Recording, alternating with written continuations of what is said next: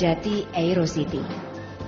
Sebagaimana peraturan pemerintah nomor 70 tahun 2001 dan keputusan Menteri Perhubungan nomor KM 48 tahun 2002 tentang kebandarudaraan, bahwa tahapan perencanaan pembangunan bandar udara internasional meliputi penyusunan pra-studi kelayakan, penyusunan studi kelayakan, penetapan lokasi bandar udara, penyusunan rencana induk, penyusunan studi AMDAL, penyusunan rencana teknik terinci, sisi darat dan sisi udara, dan pelaksanaan konstruksi atau pembangunan.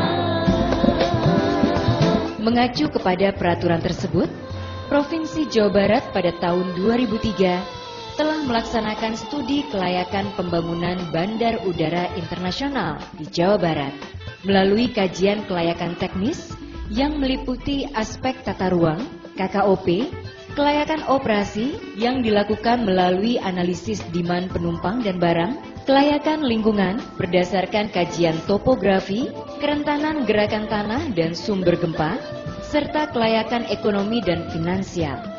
Telah dilakukan seleksi terhadap 421 titik observasi demand dan 9 lokasi bandar udara existing yang menjadi 3 bandar udara alternatif, yaitu di lokasi sekitar Bandung atau Ciparai, Subang atau Lanut Suryadharma, dan Majalengka atau Lanut Sukani.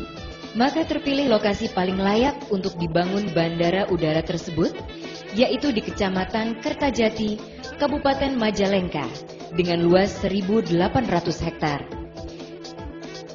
Sebagaimana ketentuan yang ada, lokasi tersebut telah ditetapkan dalam Peraturan Menteri Perhubungan nomor KM 34 tahun 2005. Kemudian pada tahun 2005 dilakukan pula studi lanjutan, yaitu rencana induk bandar udara dan kawasan pendukung.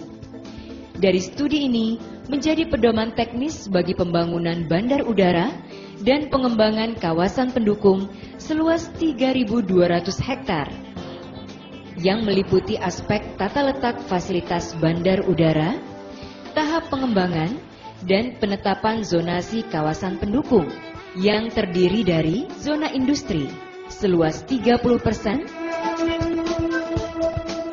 zona komersial atau perdagangan seluas 12%, yang dimungkinkan dikembangkan menjadi kawasan perdagangan bebas atau free trade zone, serta zona pemukiman seluas 20%, pusat kebudayaan atau Central Park seluas 4%, dan kawasan rekreasi seluas 9%, serta selebihnya pembangunan sarana prasarana kota. Selanjutnya pada tahun 2006 akan dilakukan studi penyusunan AMDAL dan rancangan teknik terinci yang meliputi rencana teknis sisi darat dan sisi udara. Dari studi ini dihasilkan rekomendasi dampak lingkungan mulai dari tahap prakonstruksi sampai dengan tahap operasi. Sedangkan dari studi rancangan teknis terinci dihasilkan spesifikasi teknis, daftar uraian pekerjaan dan album gambar yang akan menjadi dasar penyusunan dokumen pelelangan.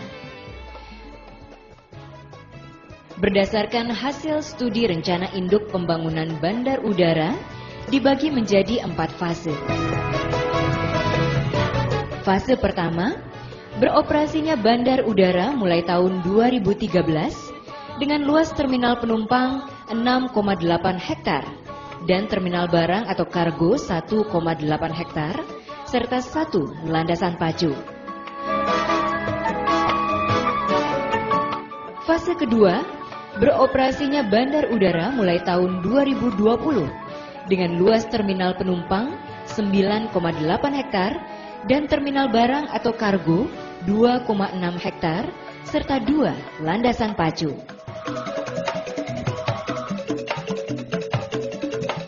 Fase terakhir atau ultimate dengan target beroperasinya bandar udara mulai tahun 2028 dengan luas terminal penumpang 11,2 hektar dan terminal barang atau kargo 3 hektar.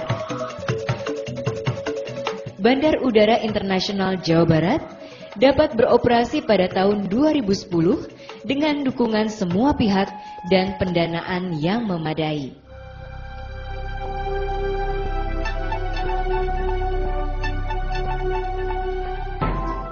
Selain telah melakukan pentahapan perencanaan tersebut, pemerintah Provinsi Jawa Barat bersama pemerintah Kabupaten Majalengka telah melakukan penetapan lokasi pembangunan Bandar Udara Internasional Jawa Barat dan kawasan pendukungnya yang ditetapkan dalam keputusan Bupati, pembentukan tim pengendalian pembangunan Bandara Internasional Jawa Barat, dan pembentukan Badan Kerjasama Pembangunan dan Pengelolaan Bandara Internasional Jawa Barat melalui keputusan Gubernur.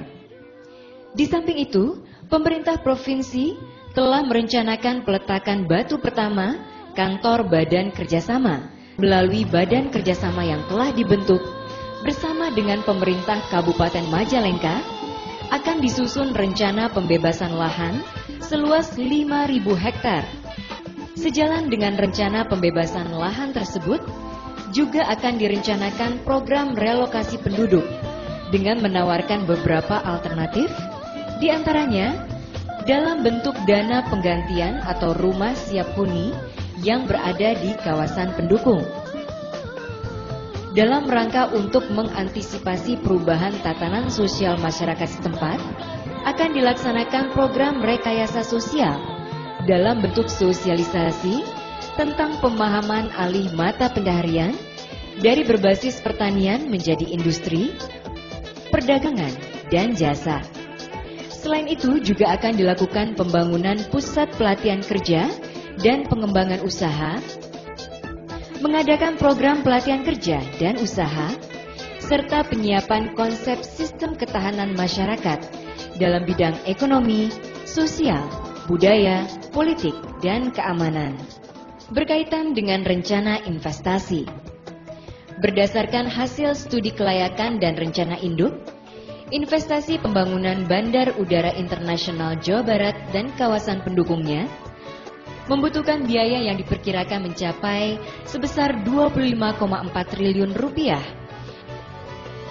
di mana untuk pembangunan bandar udara terbagi menjadi 3 tahapan pembangunan yang akan mulai beroperasi tahun 2010, yaitu jangka pendek dengan biaya sebesar 4,6 triliun rupiah yang meliputi pembebasan tanah dan pembangunan bandar udara fase pertama. Jangka menengah dengan biaya sebesar 2,3 triliun rupiah yang meliputi pembangunan bandar udara fase kedua. Jangka panjang dengan biaya sebesar 3 triliun rupiah yang meliputi pembangunan bandar udara fase akhir atau ultimate. Sedangkan perkiraan biaya untuk pembangunan kawasan pendukung akan mencapai sebesar 15,5 triliun rupiah yang meliputi pembangunan sarana dan prasarana lingkungan perkotaan dan pembangunan kota modern atau Kertajati Aerocity. Dengan adanya keterpaduan antara pembangunan bandar udara dan kawasan pendukungnya ini akan menjadi daya tarik bagi para investor dalam dan luar negeri.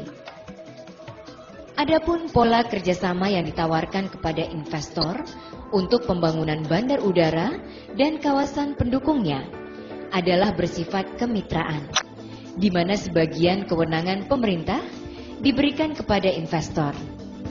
Prinsip kerjasama yang ditawarkan bersifat win-win solution, di mana investor berperan sebagai provider dan pemerintah berperan sebagai regulator.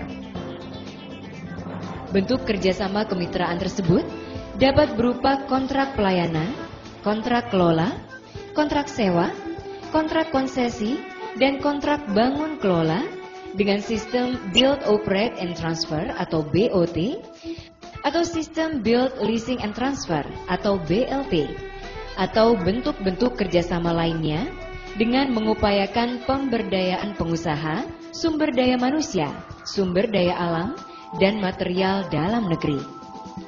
Berkaitan dengan rencana pola kerjasama tersebut, telah ada beberapa investor yang berminat dan mengadakan pembicaraan dengan pemerintah provinsi. Di antaranya adalah investor asing berasal dari Inggris, Jerman, Malaysia, Singapura, Jepang, dan Cina. Akan dimungkinkan pula perusahaan daerah pemerintah Provinsi Jawa Barat maupun pemerintah Kabupaten Majalengka dapat ikut berpartisipasi. Demikian gambaran dan uraian singkat rencana pembangunan Bandara Internasional Jawa Barat. Mari kita wujudkan Jawa Barat sebagai provinsi termaju di Indonesia dan mitra terdepan ibu kota negara. Terima kasih.